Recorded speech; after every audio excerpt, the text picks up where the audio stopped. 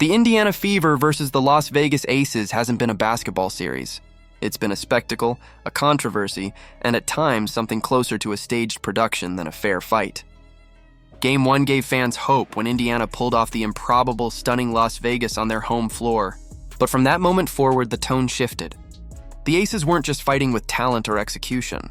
They had something else on their side: the referees, whose whistles bent the game in a way that had fans across the country shaking their heads.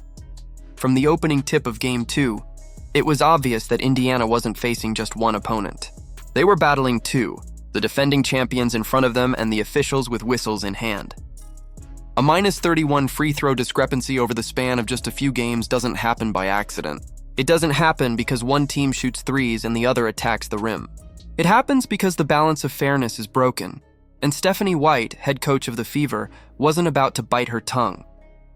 In one of the most emotional post-game interviews of her career, White demanded accountability. She called the officiating egregious and pleaded for something bigger than an apology. She demanded an investigation, and she wasn't alone. Fans in the arena saw it unfold with their own eyes. Social media exploded with clips and commentary. The box score confirmed what everyone suspected. This wasn't about the Aces being the better team. It was about phantom whistles gifting them momentum and points, overshadowing the grit and determination Indiana brought every single night. Inside Gainbridge Fieldhouse, every time Indiana clawed their way into the lead, another call went against them. Boston would body up cleanly on defense, only for the whistle to blow.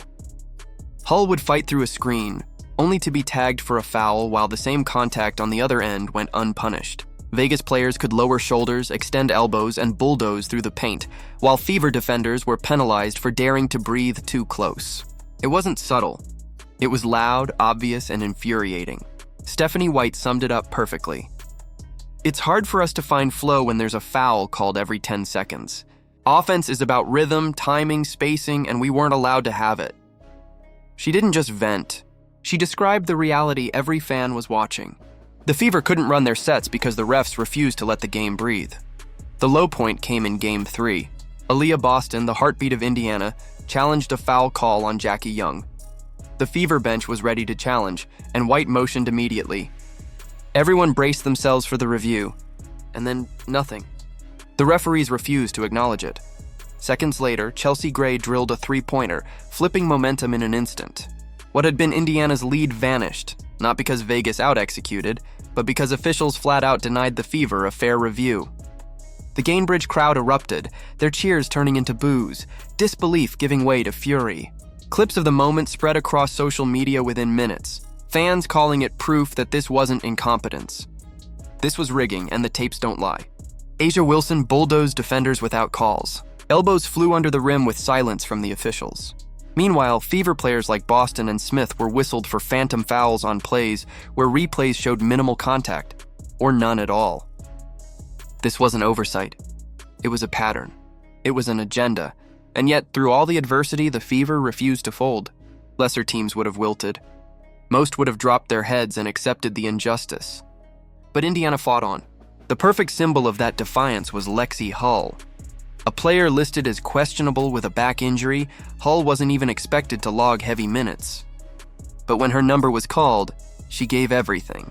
She grimaced in pain, her movements stiff, but she delivered the performance of her life. 16 points, 10 rebounds, 4 assists, 2 blocks, a steal, 6 of 10 shooting, 3 clutch triples. Every time Vegas threatened to pull away, Hull brought Indiana back with a dagger or a defensive stop. Her effort tied her with a franchise playoff record for threes across 2 games. This wasn't just resilience. It was heroism. Gainbridge knew it. Every shot she hit sent a jolt through the crowd. Every rebound pulled them out of despair. Fans weren't just watching a player. They were watching a warrior dragging her team forward through sheer will. But here's the tragedy. Hull's career night didn't dominate the post-game conversation. The refs did. The spotlight that should have celebrated her grit was stolen by officiating that turned the game into a circus. And that's the cruel metaphor for this Fever run. They've been overlooked, undermined, shoved aside. Yet through it all, they keep standing tall. Now contrast that with A'ja Wilson, the league's supposed MVP. Wilson opened Game 3 with a confident three-pointer. Then she disappeared. 1 for 11 in the first half, 13 points on 20 attempts by the final buzzer. She bricked shot after shot, rattled by Boston's elite defense. Boston walled off the paint, denied her space, and forced her into bad looks. It was defensive excellence at its finest. But did the media highlight Boston's brilliance? No. They spun Wilson's dreadful night into stories about her all-around impact. They praised Vegas's depth. They shifted the narrative away from what was obvious. Wilson was neutralized, plain and simple. Instead of accountability, the Aces were bailed out again and again. While Wilson clanked mid-range jumpers, Jackie Young carried them with 25 points. Chelsea Gray steadied the offense. And every time Indiana surged, another whistle tilted momentum. Becky Hammon even complained after the game that Wilson only took one free throw in 38 minutes. A statement dripping with irony, given that the Aces have been living at the foul line all series long. For Indiana, the frustration wasn't just about losing. It was about losing the right way. They did their job. They executed defensively. They bottled up the league MVP. They got contributions from Hull, Boston, and Mitchell. But the integrity of the game was compromised by officiating that bent the outcome. And that's why Stephanie White finally snapped. She didn't sugarcoat it. She didn't hide behind cliches. She said what needed to be said. The WNBA must investigate. Not a memo. Not a quiet admission. A public reckoning. Because this isn't about one team anymore. It's about the credibility of the league itself. Think about it. How many times has Caitlin Clark been hammered without a whistle? How many times has Aaliyah Boston been penalized for clean defense while opponents get away with flopping? How often have players like Lexi Hull sacrificed their bodies only to see the reward stripped away by biased officiating? This Aces series is the culmination of a problem fans have been screaming about all season long, and it couldn't come at a worse time. The WNBA is riding the biggest wave of attention in its history. Clark has sold out arenas. Ratings are surging. Social media is buzzing. New fans are pouring in every week. But instead of capitalizing on that growth, the league is letting officiating scandals dominate the conversation. Instead of celebrating the rise of stars like Boston or Hull, the narrative is about the integrity of the product itself. That's what makes White's comment so important. She's not just protecting her players, she's protecting the future of the league. Her demand for accountability has already put pressure on the WNBA office. If Commissioner Kathy Engelbert ignores it, the message to fans will be loud and clear. Fairness doesn't matter. Only protecting chosen teams does. And if that's the case, all the growth this league has seen could crumble under the weight of lost trust. The Fever deserved better. The fans deserved better. And the league's future demands better.